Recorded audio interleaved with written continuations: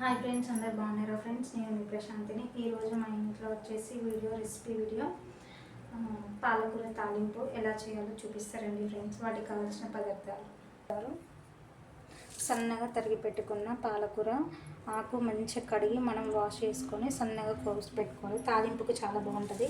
కొత్తిమీర, కరివేపాకు, ఎండిన మిరపకాయలు వేసుకుంటే మనకు చాలా టేస్ట్ ఉంటాయి. పచ్చిమిరపకాయలు, ఎల్లిపాయలు. ఇందులో ఏ ఆకుకూరలో అయినా సరే ఎల్లిపాయలు వేస్తే మనకి టేస్ట్ అనేది బాగుంటుంది. కళ్ళకు కూడా చాలా మంచిది, హెల్త్కి కూడా బాగుంటుంది. అండ్ ఉల్లిగడ్డ, ఎండిన మిరపకాయలు, ఎండు కారం మిరపకాయ కొంచెం వేయాలి. మనం తగినంత కారం వేసుకుంటే సరిపోతుంది. ఇప్పుడు ఫ్రై ఎలా చేయాలో చూపిస్తాం. మనం గిన్నె పెట్టుకున్నాం కదా, గిన్నె వేడెక్కిన తర్వాత ఇందులో ఆయిల్ వేసుకోవాలి. ఏ ఆకుకూర అయినా సరే మనం టేస్ట్ రావాలంటే కొంచెం ఆయిల్ను కొంచెం పసుపు అనేది ఎక్కువ వేసుకుంటే మనకి చాలా టేస్ట్ వస్తుంది. ఒకసారి మీరు ట్రై చేసి చూడండి. ఇప్పుడు మనకి ఆయిల్ ఎక్కిన తర్వాత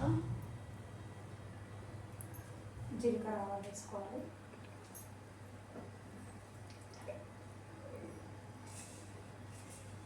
చాలా బాగుంటుంది, చాలా టేస్ట్గా ఉంటుంది. మీరు కూడా ట్రై చేయండి. ఆకుకూరలు తింటే చాలా మంచిది. కాకపోతే ఈ విధంగా ఫ్రై చేసుకుంటే చాలా టేస్టీగా ఉంటుంది. ఇప్పుడు మనం ఇందులో జీలకర్ర ఆవాలు వేసుకోవాలి. జీలకర్ర ఆవాలు వేసుకున్న తర్వాత ఎల్లిపాయలు వేసుకోవాలి. ఇందులో ఎల్లిపాయలు మనకి మంచిగా ఫ్రై అవ్వాలి. అలాగే పచ్చిమిరపకాయలు, ఎండిన మిరపకాయలు, ఉల్లిగడ్డలు అన్నీ ఒక్కొక్కటి మనం మంచిగా వేసుకోవాలి. ఇందులో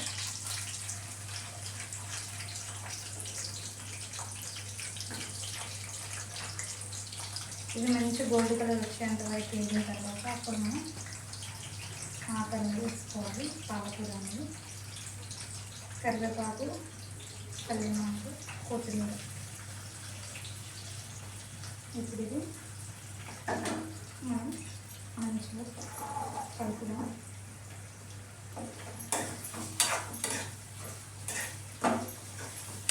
మంచిగా ఇది గోల్డ్ కలర్ వచ్చేలాగా మనం ఫ్రై చేసుకోవాలి. మనకి ఉల్లిగడ్డ ఇవన్నీ మంచిగా వేయాలంటే ఇందులో సాల్ట్ వేసుకుంటే మనకి ఉల్లిగడ్డ పచ్చిమిరపకాయలు మనకి మంచిగా తొందరగా వేయాలి అంటే అందులో మనం ఫస్ట్ సాల్ట్ వేసుకోవాలి. సాల్ట్ వేసుకుంటే అప్పుడు మనకి తొందరగా వేగిపోతుంది.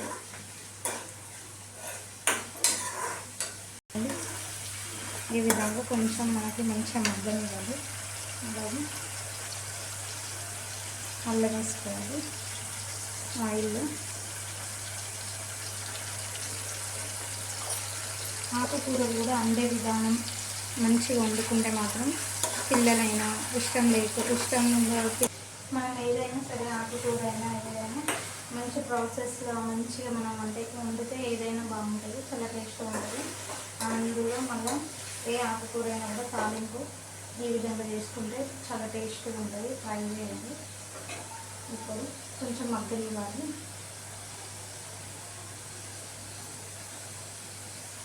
ఇప్పుడు ఇలా మనం పసుపు వేద్దాం. కొంచెం పసుపు ఎక్కువనే ఉండాలి, అప్పుడు మనకి టేస్ట్గా ఉంటుంది. మరీ ఎక్కువ అంటే ఎక్కువ కూడా వేసుకోవద్దు. వేసుకునే దాన్ని అంతా వేసుకుంటే సరిపోతుంది. ఇప్పుడు మంచిగా కలుపుకున్న తర్వాత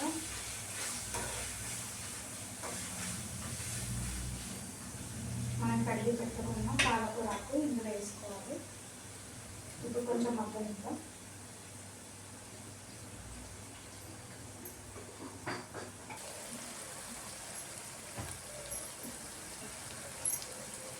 చూడండి ఫ్రెండ్స్, ఈ విధంగా చూడండి ఎంత కలర్ఫుల్ ఉందో. ఈ విధంగా మనం మంచిగా కలుపుకొని ఇప్పుడు మన పాలకూర కూడా ఇందులో వేసుకొని కలుపుకోండి. కొంచెం కొంచెం వేసుకోవాలి పాలకూర. కొంతమంది చిన్నపిల్లలు ఆకుకూరలు తినరు కదా, అలాంటి వాళ్ళకి ఈ విధంగా వేస్తే ఇప్పుడు కొంచెం కొంచెం వేసుకొని మనం దీన్ని కలుపుకోవాలి.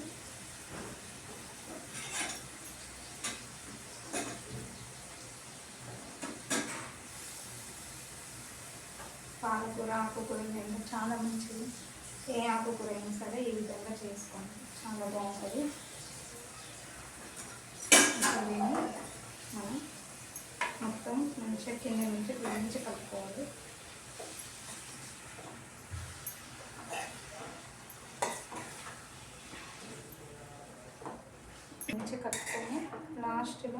దించే ముందు ఎండిన కారం వేసుకొని కొంచెం పెద్ద మంట మీద ఫ్రై చేసి దించేసేయండి. చాలా టేస్ట్ ఉంటుంది. ఇప్పుడే మనం కారం వేస్తే మనకి టేస్ట్ అనేది రాదు, మాడుతుంది కింద. అందుకే ఇది కొంచెం ఉడికిన తర్వాత మనం ఎండిన కారం అనేది కొంచెం వేసుకోవాలి, అప్పుడే టేస్ట్ వస్తుంది. ఇప్పుడు దీన్ని కొంచెం మూత పెట్టుకొని మనం ఉడికించుకుందాం. చూద్దాము ఫ్రెండ్స్ మన కర్రీ ఎవరికి వచ్చిందో. చూడండి, ఇలా ఆయిల్ పైకి తేయాలి. మనకి ఆయిల్ పైకి తేలి మంచిగా మనకి ఇంకా కొంచెం దగ్గర కానివ్వాలి, పచ్చి పచ్చి వాసన పోయేటట్టు దగ్గరికి అయిన తర్వాత అప్పుడు మనం చూడండి ఫ్రెండ్స్, మన కర్రీ అనేది రెడీ అవుతుంది. ఎంత బాగుందో కలర్ఫుల్గా. కాకపోతే కొంచెం ఇందులో మనం ఇంకా కొంచెం దగ్గరికి అయినాక కారం వేస్తే బాగుంటుంది. ఒక 2 minutes పెడతాం. చూద్దాం ఫ్రెండ్స్ మన కర్రీ వరకు వచ్చింది. ఇప్పుడు మనం చూడండి ఆయిల్ పైకి తేలింది. ఇప్పుడు మనం ఇందులో కారం అనేది యాడ్ చేస్తాం. మరీ మొత్తం కొంచెం కారం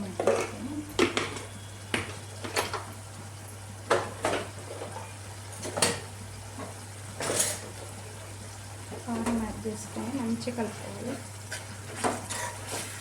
చూడండి ఎంత బాగుందో, ఎంత టేస్టీగా, స్మెల్ అయితే మస్తు వస్తుంది. ఈ విధంగా చేసి కనుక పిల్లలకు పెట్టాలని మస్తు ఇష్టంగా తింటారు. మీరు కూడా ఈ విధంగా ఒకసారి ట్రై చేయండి. చాలా అంటే చాలా బాగుంటుంది, చాలా టేస్టీ ఉంటుంది వేడి వేడి అన్నంలోకి. ఇప్పుడు దీన్ని ఒక 5 minutes ఉంచడం. ఇప్పుడు మనం మంచిగా కలుపుకున్నాం కదా, ఒక 5 minutes మనం మూత పెట్టి ఉడికించాలి. అప్పుడే మనకి కర్రీ అనేది రెడీ అయిపోతుంది.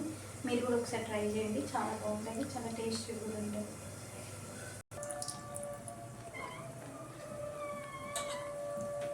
చూద్దాము ఫ్రెండ్స్ మన కర్రీ ఎలా ఉందో. చూడండి, ఈ విధంగా మనకి మొత్తం ఇట్లా ఆయిల్ అనేది పైకి తేలాలి, అప్పుడే మన కర్రీ అనేది రెడీ అయినట్టు. చూడండి, ఇప్పుడు మనకి కర్రీ అనేది రెడీ అయిపోయింది. ఈ విధంగా ఆయిల్ పైకి తేలేంత వరకు మనం ఫ్రై చేసుకోవాలి.